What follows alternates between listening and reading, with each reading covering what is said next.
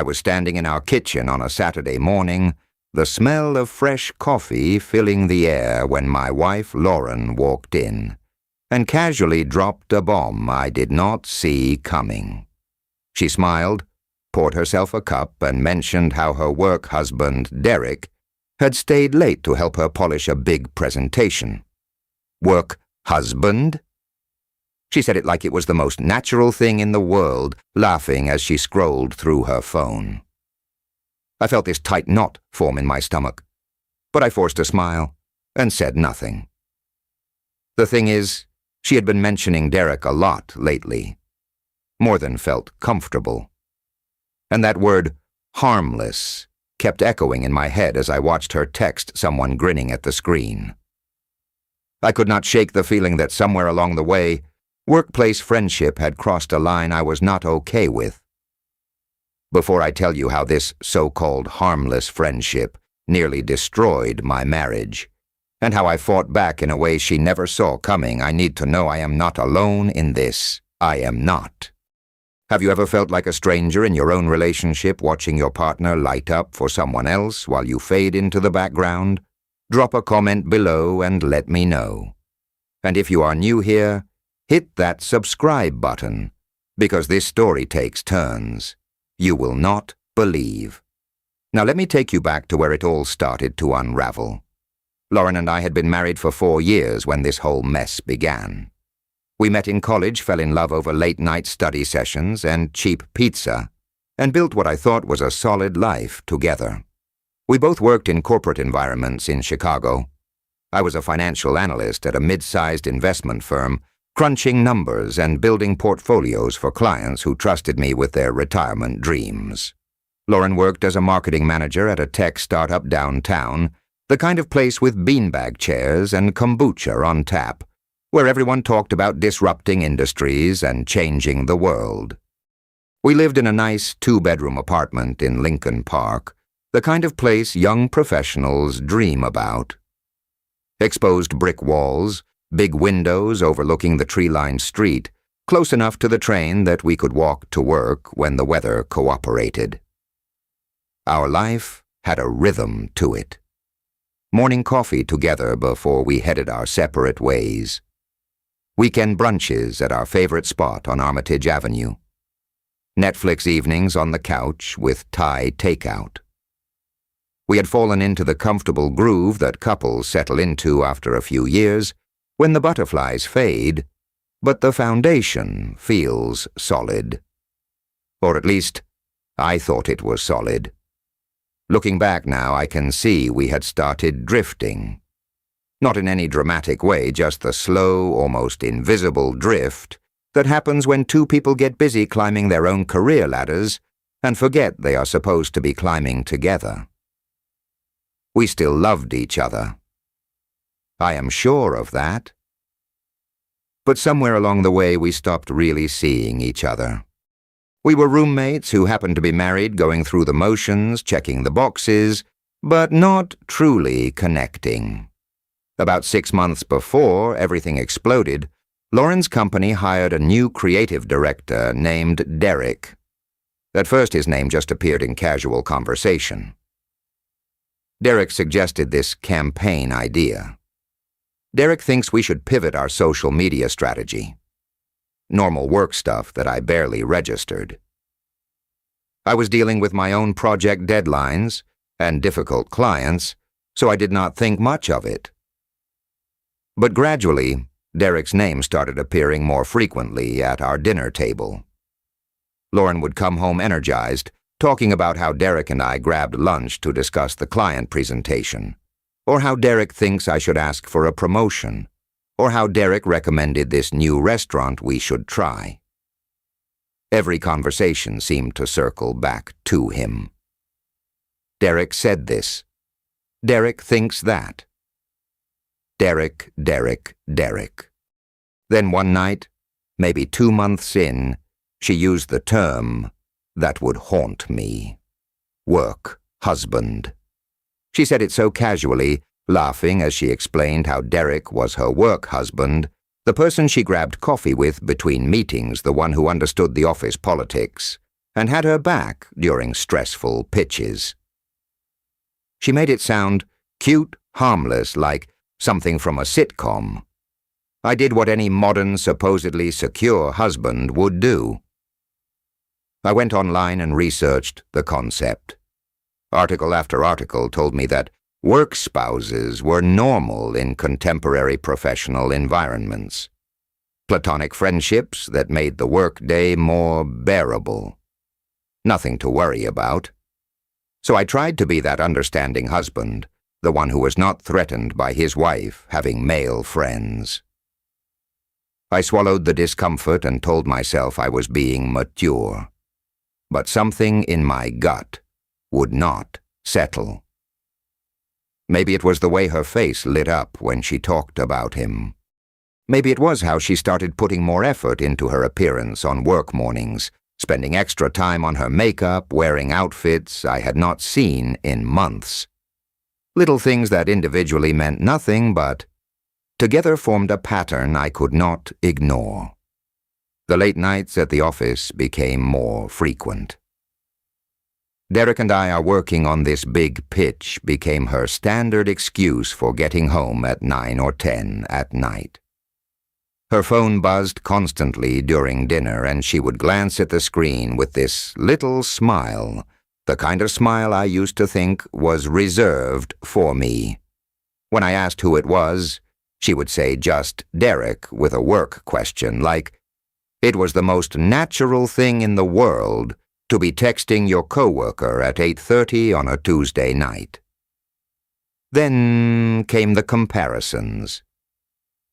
Subtle at first, easy to miss if you were not paying attention. But I was paying attention. Derek really listens when I talk about my projects, she said one evening with just enough emphasis to make it clear I was not listening enough. Derek gets how stressful my job is. She mentioned another time when I had suggested she seemed tense and maybe should take a day off. Each comment was a tiny cut, small enough to seem accidental, but sharp enough to draw blood. Our weekend time together started shrinking. She was too tired from work, stress needed to decompress, alone wanted to catch up on sleep. The brunches became less frequent. The Netflix nights turned into her falling asleep on the couch before we even picked what to watch. I felt myself becoming invisible in my own marriage, a background character in a story where Derek had somehow become the lead. I tried bringing it up once. Just once, gently, carefully, the way you approach a wounded animal. I told her I felt like Derek was taking up a lot of space in our relationship, that maybe they were getting too close. She laughed. Actually laughed. Called me paranoid. Said I was being insecure and jealous over nothing. Made me feel guilty for even questioning it, like I was the problem, the untrusting husband who could not handle his wife having a work friend. So I stopped bringing it up. I swallowed it down and tried to focus on my own work, my own life. But the resentment grew quiet and steady, like mold behind a wall you cannot see, but know is there. Then came the moment that changed everything.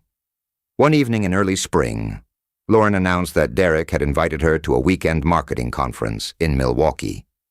It was a professional development opportunity, she explained, a chance to network and learn about emerging digital strategies.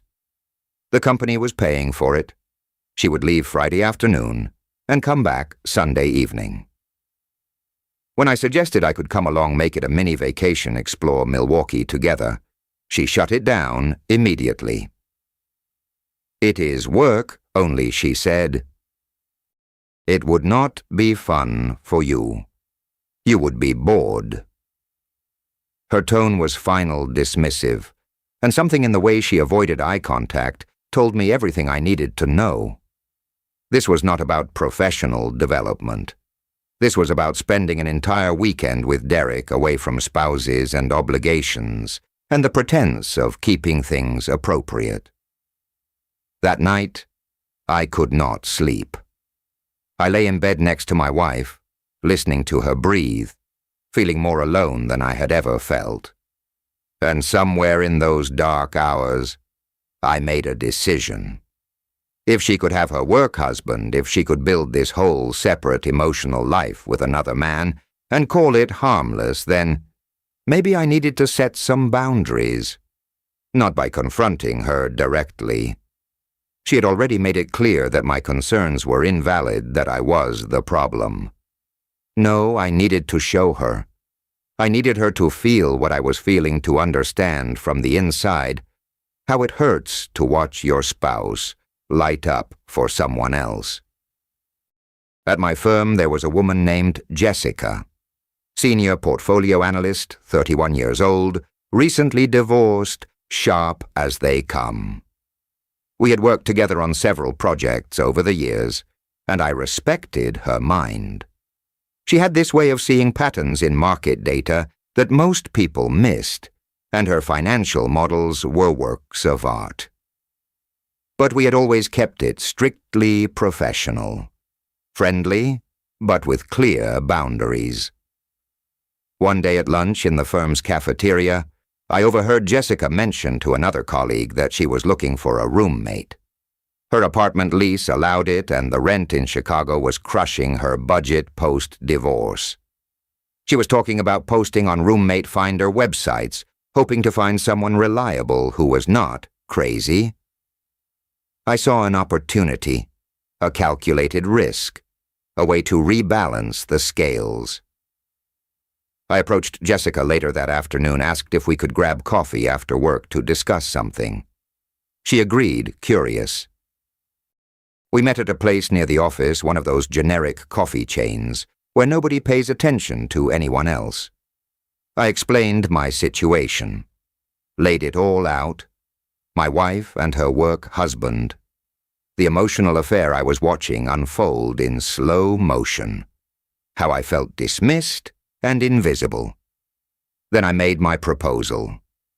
What if I became her roommate? Not romantic, not even close, purely practical and strategic.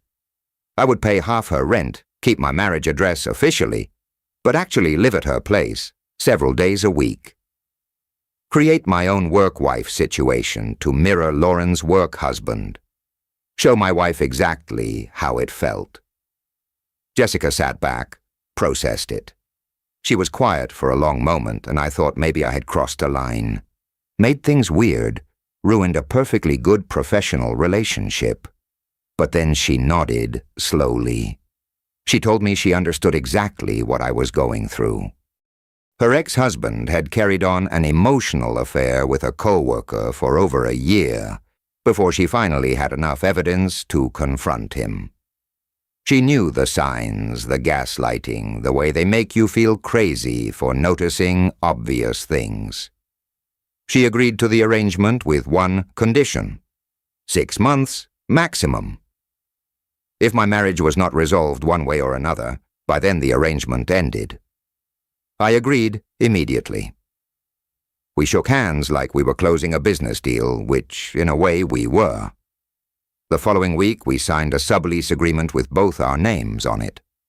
Jessica's apartment was in Wicker Park, a 1-bedroom she was converting into a 2-bedroom by using the dining room as a second sleeping space.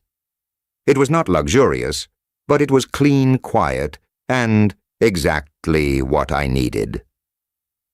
I did not hide what I was doing, but I did not announce it directly either. I started mentioning Jessica from work in conversations with Lauren, using the same casual tone she used when talking about Derek. Jessica and I are working late together on this portfolio analysis. Jessica thinks I should push for a bigger bonus this year. Jessica recommended this new lunch spot near the office. Lauren barely registered it. She was too absorbed in her own Derek-centered world to notice the pattern I was creating. She would nod absently while scrolling through her phone, probably texting him and say something like, "That is nice, honey," without looking up. I began staying at Jessica's apartment 2 to 3 nights a week. I told Lauren I was working late, crashing at a hotel near the office because I had early morning client meetings. She did not question it. If anything, she seemed relieved to have the space. More room for her late-night phone calls with Derek, I assumed. Living with Jessica turned out to be surprisingly comfortable.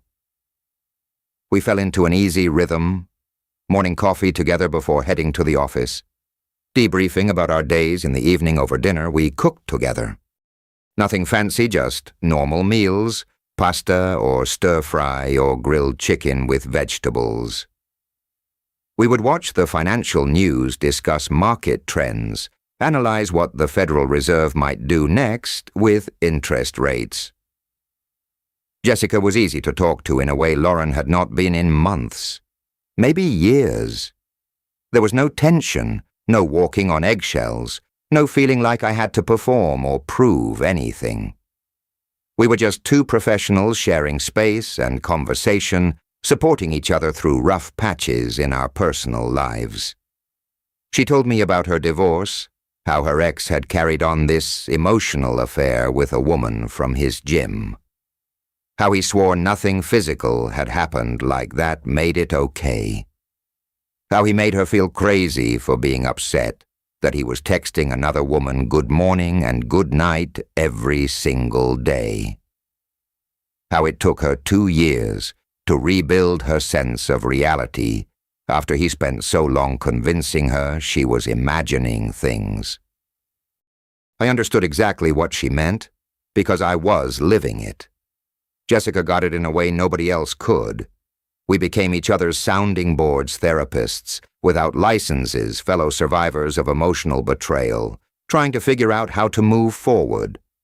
I started referring to her as my work wife in conversations with colleagues at the firm. Just casually, the same way Lauren talked about Derek.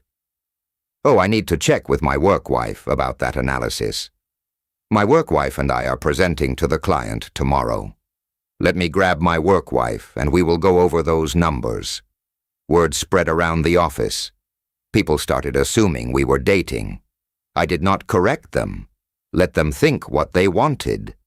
The ambiguity served my purposes. I began leaving breadcrumbs for Lauren to find. A spare key on my keychain labeled with Jessica's address. Text message notifications from Jessica that popped up on my phone screen when Lauren was nearby. Thanks for dinner. See you tomorrow morning. Do not forget we have that early meeting. I will have coffee ready. Little things that looked intimate if you were paying attention. Lauren started paying attention. One afternoon she stopped by my office to drop off my dry cleaning I had forgotten to pick up. She walked in while I was on a call and her eyes landed on my desk. There was a framed photo there, new one I had just put up that morning. Me and Jessica at a firm event the previous month, both of us in business attire, smiling, standing close. It looked like a couple photo. That was the point. When I got off the call, Lauren asked about it. Her voice was casual, but I caught the edge underneath. Who is that? Oh, that is Jessica, I said with a smile. My work wife. We crushed that client presentation last week, so I thought I would commemorate it. I used the exact same playful, dismissive tone she used when talking about Derek. Like it was the most normal thing in the world. Like there was nothing to worry about. Like she would be crazy to read anything into it. Her expression flickered. Confusion, maybe a hint of concern. But she could not push back without being a hypocrite. She had spent months insisting her work husband was harmless. How could she object to me having a work wife? So she just nodded, said, "That is nice," and left. But I saw it in her eyes. The seed of doubt. The beginning of understanding what it felt like to be on the other side. 3 months into my arrangement with Jessica, something happened that I had not fully anticipated. Lauren needed to mail me some legal documents, something related to updating our car insurance. She asked for my current mailing address for work correspondence. I made a choice in that moment.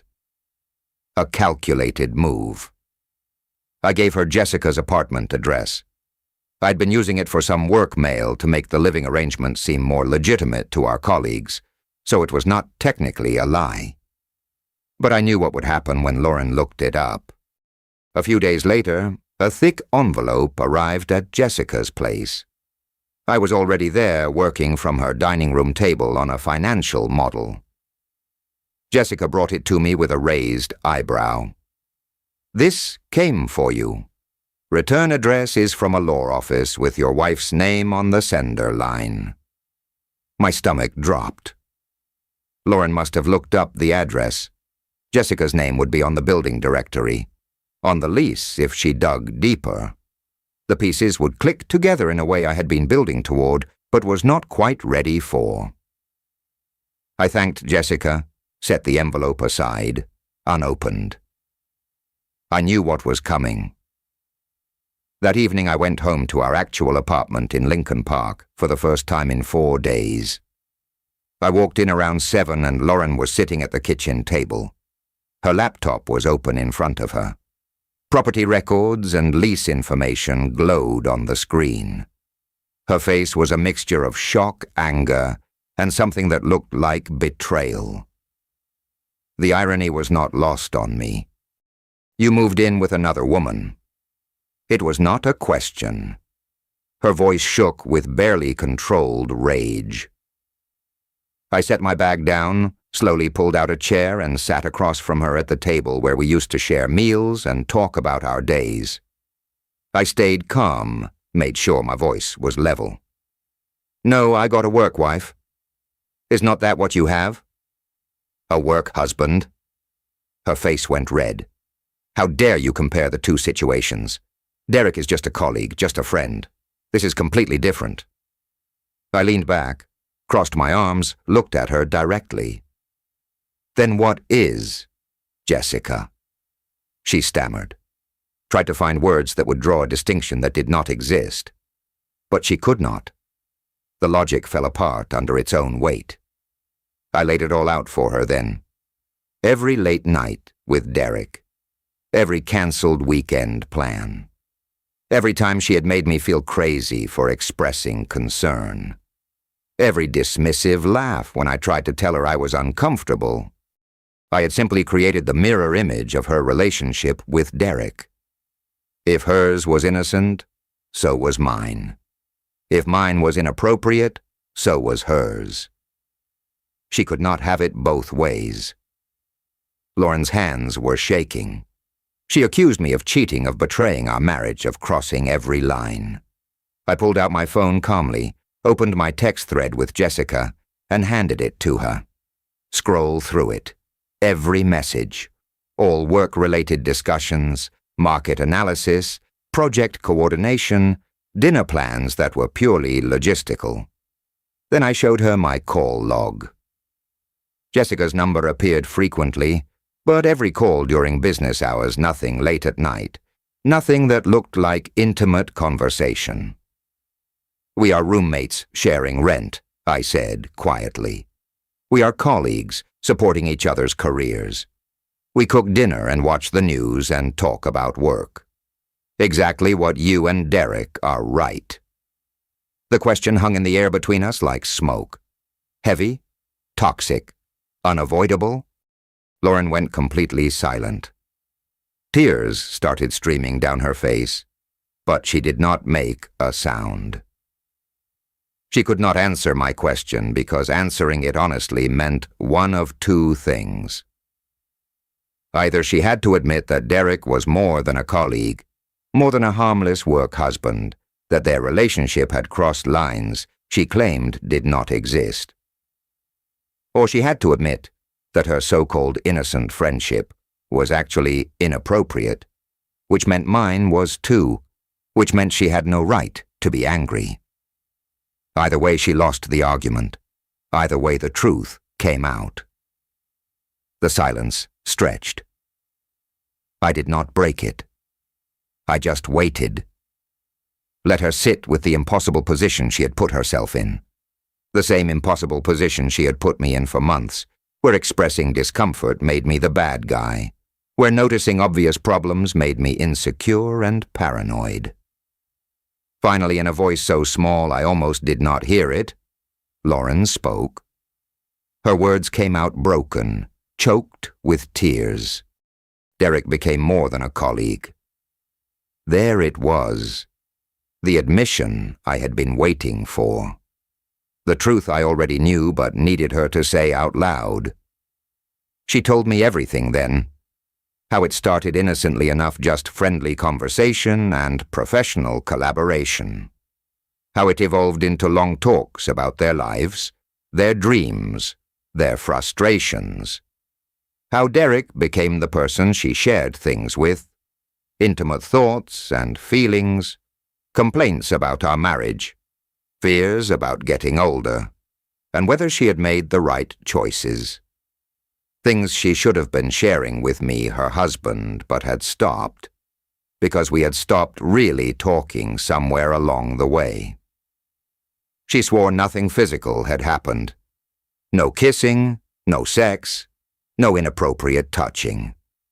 Just emotional intimacy that had grown beyond what was appropriate for a married woman and a male colleague. She said she had been planning that Milwaukee conference as a potential turning point.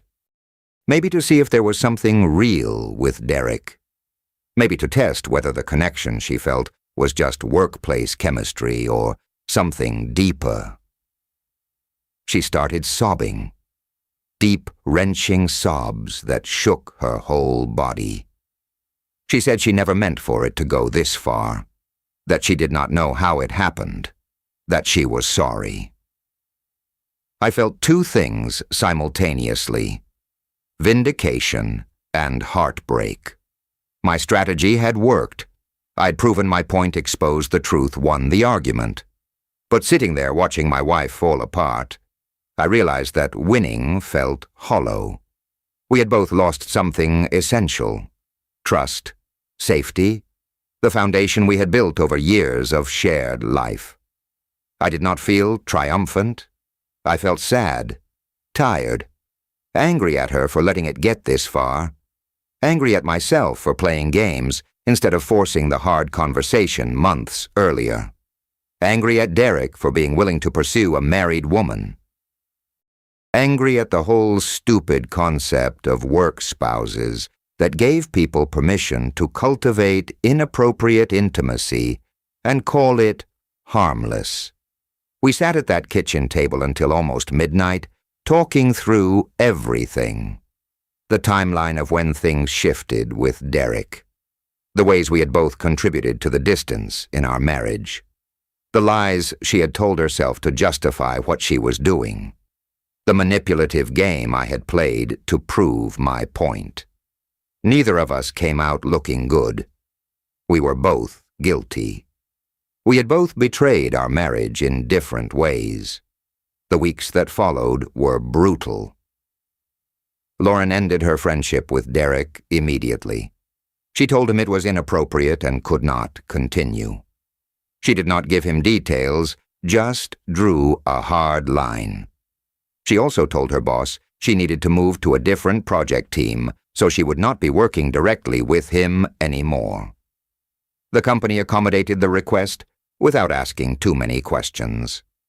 She started seeing a therapist. Individual sessions twice a week at first, to understand why she had sought validation and intimacy outside our marriage. To figure out what she was running from, what needs were not being met, why she had been willing to risk everything for the attention of a man who was not her husband. I moved back home full-time. I ended the roommate arrangement with Jessica, though I made sure to pay my share of rent through the end of our 6-month agreement. She understood completely. Hugged me, wished me well, told me she hoped my marriage could heal. We remained friendly colleagues at work, but the close friendship naturally faded as I reinvested in my actual relationship. Lauren and I started couples counseling. Every Tuesday evening at 6, we sat on an uncomfortable couch in a small office while a kind woman named Dr. Patterson asked us hard questions and made us face uncomfortable truths. We had to rebuild trust from the ground up. It was not easy. It was painful and slow, and there were many moments I was not sure we would make it. We had to talk about things we had avoided for years. How I had withdrawn emotionally, become passive, stopped fighting for our connection. How Lauren had sought excitement and validation elsewhere, instead of telling me directly that she felt unseen and unappreciated. How we had both stopped trying, stopped choosing each other, stopped putting our marriage first. Lauren had to fuss how she had dismissed my feelings. Gaslit my concerns made me doubt my own perception of reality. That was maybe the hardest part for her, realizing she had done to me exactly what Jessica's ex-husband had done to her. The manipulation, the minimizing, the making me feel crazy for noticing obvious things. I had to acknowledge my own passive-aggressive response. That instead of having a direct, difficult conversation when I first felt uncomfortable about Derek, I had created an elaborate mirror situation designed to make her feel what I was feeling. It was manipulative in its own way, strategic, cold, not the kind of thing you do when you are fighting to save a marriage. More like the kind of thing you do when you are already preparing for it to end and want to win. Dr. Patterson made us both see that neither approach was healthy. That real communication requires vulnerability, not strategy. That healthy marriages are built on direct honesty, even when it is uncomfortable. Especially when it is uncomfortable.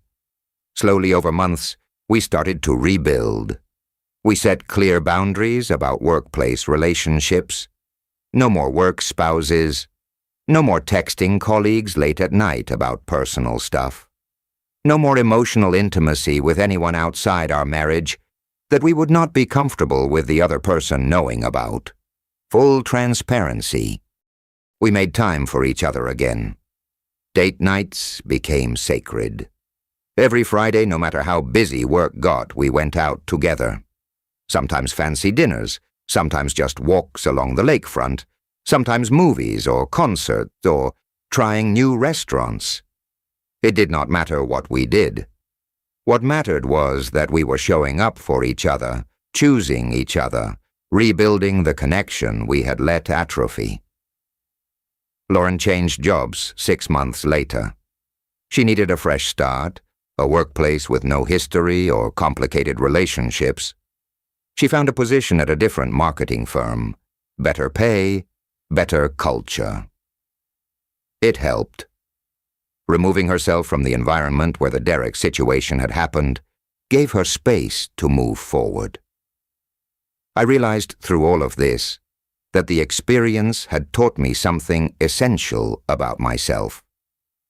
I had to learn to advocate for my needs directly, not through manipulation or games or mirror tactics, but through clear, honest communication. I had to learn that my feelings were valid even if someone else dismissed them. That when something does not feel right in my relationship, I have every right to name it and insist we address it. We are still together now 2 years later. The marriage is different. Not easier exactly, but more intentional. More honest. We check in with each other regularly about feeling valued and seen. We talk about hard things before they become crises. We do not let resentments build in silence. Is it perfect? No. Do we still have difficult days? Absolutely. But we are building something real now, something based on honesty instead of illusion. And that feels worth fighting for. I think about Jessica sometimes. Wonder how she is doing, whether she found a good roommate, whether she has healed from her own betrayal. I hope she has. She deserved better than what her ex put her through. She helped me when I needed it, and I will always be grateful for that. I also think about Derek. Wonder if he learned anything from the situation, whether he thinks about the damage emotional affairs cause, Whether he is more careful with boundaries now? Probably not. People like that usually just move on to the next person, the next thrill, the next married woman who makes the mistake of thinking workplace chemistry is harmless. But mostly I think about the bigger lesson, the one that took almost losing everything to learn. The work spouse phenomenon is real, and it is dangerous when left unchecked. Emotional affairs can be just as devastating as physical ones. Maybe more because they are harder to define, easier to justify, simpler to hide, behind the excuse of friendship. When you feel unheard in your relationship, the answer is not to go silent. It is not to create parallel situations to prove a point. It is to speak up clearly, set boundaries, firmly insist on being heard. And if your partner dismisses your concerns, that is not a sign you should stay quiet. That is a relationship problem. A serious one. One that needs to be addressed immediately, not ignored or worked around. Real strength is not in strategy or manipulation or winning arguments. Real strength is in vulnerability. In saying I am hurt and this is not okay, and we need to fix this even when you are scared of the answer. Even when it is easier to stay quiet. Even when confrontation feels impossible. My approach worked to reveal the truth. It forced Lauren to see what she was doing from the outside, to feel the impact of emotional betrayal firsthand. But it almost cost me everything. It almost destroyed the marriage I was trying to save. The better path, the braver path would have been honest confrontation from the start. Drawing a hard line the first time I felt uncomfortable. Insisting we address it together or accept that we had a fundamental problem. Sometimes we mirror bad behavior to make a point. We think showing someone how it feels will change them, wake them up, make them understand. But two wrongs do not make a right. They just make two people lost, two people hurting two people further from the connection they are supposed to be protecting. The real victory is not in being proven correct. It is not in winning the argument or exposing the hypocrisy. The real victory is in building something honest together. Something that can weather storms, because it is rooted in truth. If your gut tells you something is wrong in your relationship, trust it. But address it with courage, not games. Have the hard conversation. Set the boundary. Insist on respect. And if your partner will not hear you if they keep dismissing and minimizing and making you doubt yourself, that tells you everything you need to know. That is not love. That is not partnership. That is someone protecting their right to hurt you without consequences. The truth will surface eventually. It always does. The only question is, how much damage happens before it does? How many lies get told? How much trust gets destroyed? How far you both have to fall before you hit bottom? I fell pretty far. So did Lauren. But we climbed back up together.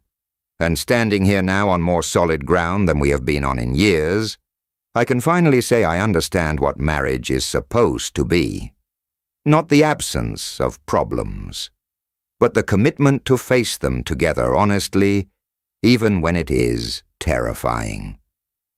Have you ever felt invisible in your own relationship? Have you watched someone you love light up for someone else while you faded into the background? Drop a comment and share your story. You are not alone in this. And if this resonated with you, hit that like button and subscribe, because I share real stories about real struggles, the kind nobody talks about at dinner parties, but everybody experiences in private. Share this with someone who might need to hear it. Thank you for listening to my story. I hope it helps you avoid the mistakes I made. And I hope whatever you are going through, you find the courage to speak your truth before it is too late. Take care of yourselves out there.